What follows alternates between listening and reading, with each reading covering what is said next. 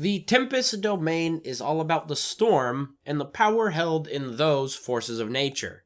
So let's talk about it.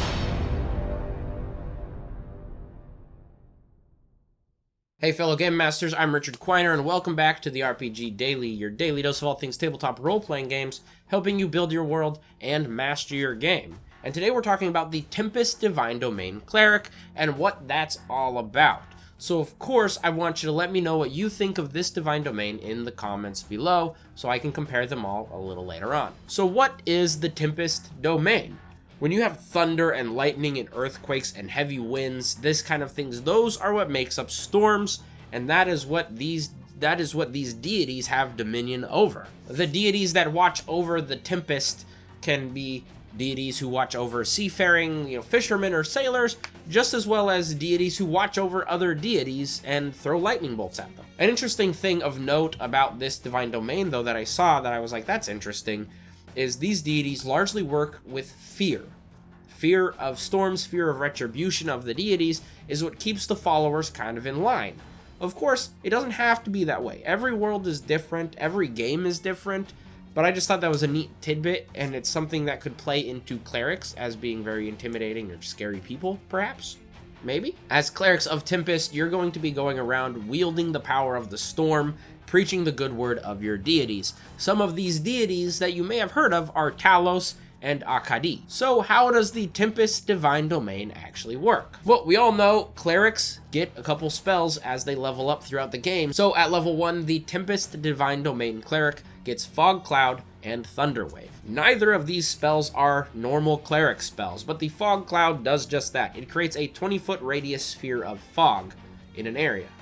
What does this fog do? It doesn't really say. A strong wind can blow it away. But Thunder Wave is kind of a force push. I've watched a lot of Star Wars lately. You force push your enemies within an area, and they have to move 10 feet away from you, as well as taking some thunder damage from your Thunder Wave. At level 3, you're getting Gust of Wind and Shatter. Again, neither of these are Cleric spells. Shatter is a really cool spell. It is a thunder damage, and what this does, it creates a loud noise within a 10-foot radius sphere, and then causes thunder damage to any of the creatures that are in there. But the neat thing is it can also damage objects, potentially, that aren't being worn or carried. So if there's a briefcase on the ground, it could be shattered with Shatter, potentially. At level 5, the Tempest Cleric gets Call Lightning and Sleet Storm, and yet again, neither of these are on the standard Cleric list. Call Lightning is a really powerful spell, but there's a lot of moving parts, so we're going to go through this step by step. First off, when you cast the spell, you summon a 10-foot tall by 60-foot radius circular cylinder fog cloud of storm, basically. 60-foot radius is 120 feet. That's about 4 school buses long if you put them end to end. That's the radius of the thing. So it covers a very large area with a storm cloud. As long as there's room inside wherever you're at to have this storm cloud, you're good.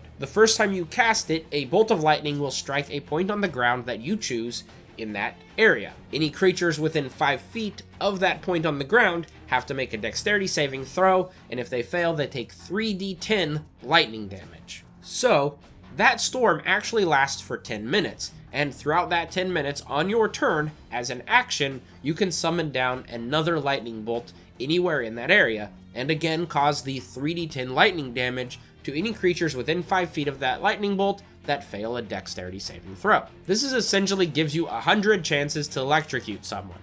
100, 10 minutes.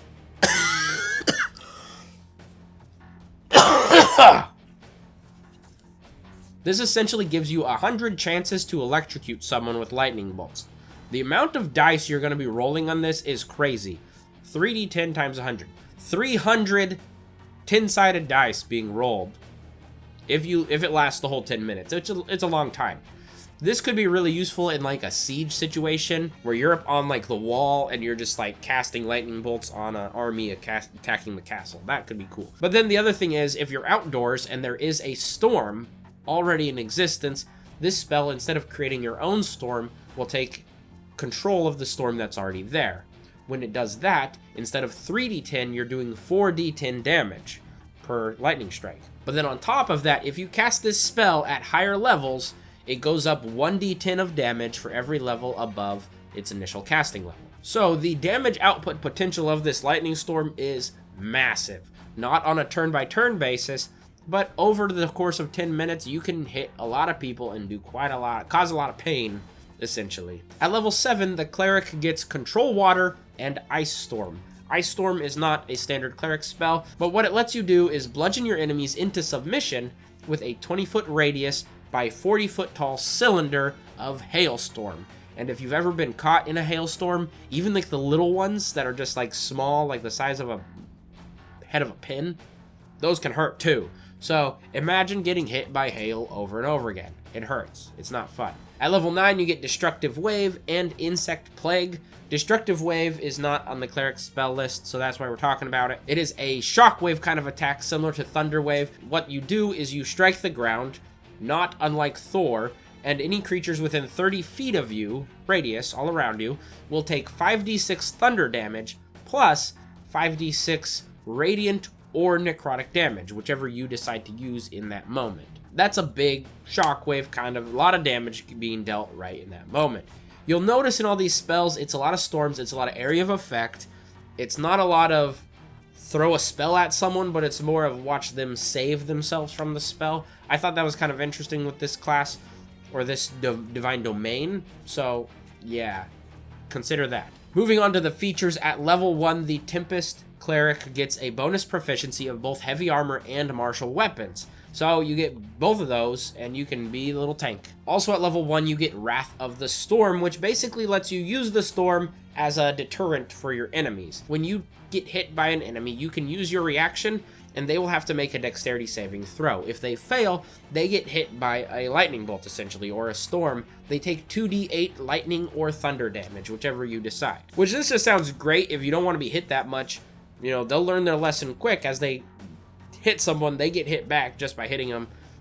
It's pretty cool. At level 2, you get your Channel Divinity, which is Destructive Wrath. What this one does is it makes your damage a little more potent without even trying. You channel your divine energy from your deity into you, and then the next attack you do that deals lightning or thunder damage, rather than rolling the dice, you just take the highest number.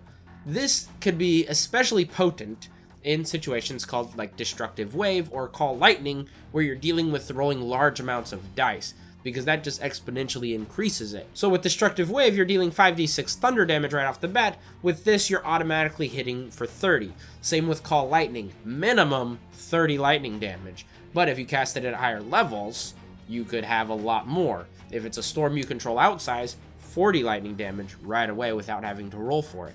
So I think this is pretty cherry. At level 6, you get the ability Thunderbolt Strike, which sounds cool. This is a neat ability for crowd control and shoving people around. Whenever you hurt a creature with thunder or lightning damage, which, let's face it, that's going to be all the time, if the creature is the large size or smaller, which a lot of creatures are, it's going to be pushed 10 feet away from you. Just like that, just like boom, get out of here. At level 8, this Cleric gets its Divine Strike, and would you be surprised to hear that the Divine Strike adds a 1d8 thunder damage to one of the attacks per round? And at level 14, it goes up to 2d8 thunder damage. At level 17, you get your Piece de Resistance ability called Stormborn. So what is Stormborn? Well, it only comes into effect when you're not underground or indoors. Then, when that happens, you can fly. You have a flying speed of your walking speed. So it's not great. I like to say that would be the lamest superhero ability, would be able to fly, but only at the speed that you can walk. This is that. This is that. So thinking about this Divine Domain and how this could work, like I mentioned, it is a lot of area of effect damage, saving throws for your enemies. You want to make it so they're going to fail those saving throws as much as possible. So of course, you got to crank up your wisdom as quick as you can. I would say use the first 1 or 2 ability score improvements to get your wisdom up to the +5, or at 20, I should say, and then you get your +5. That makes it so much more difficult for them to succeed on their saving throws. I also thought it would be fun if you were to take the Elemental Adept feat, which essentially lets you ignore damage resistances for a certain damage type. So when you take it, the first time you pick a elemental damage type, and then you ignore resistance to that. And since you're slinging around thunder and lightning, you could do that with this, and then you just ignore anyone who's resistant to thunder or lightning. No, they're not when you hit them. They just get the full brunt of it. I think that might be an interesting way to do it also. You could take it once and take lightning, take it again, get thunder, and then you're burning all cylinders and you're going good. Warcaster could be interesting for this, as you can cast spells from close range as opportunity attacks.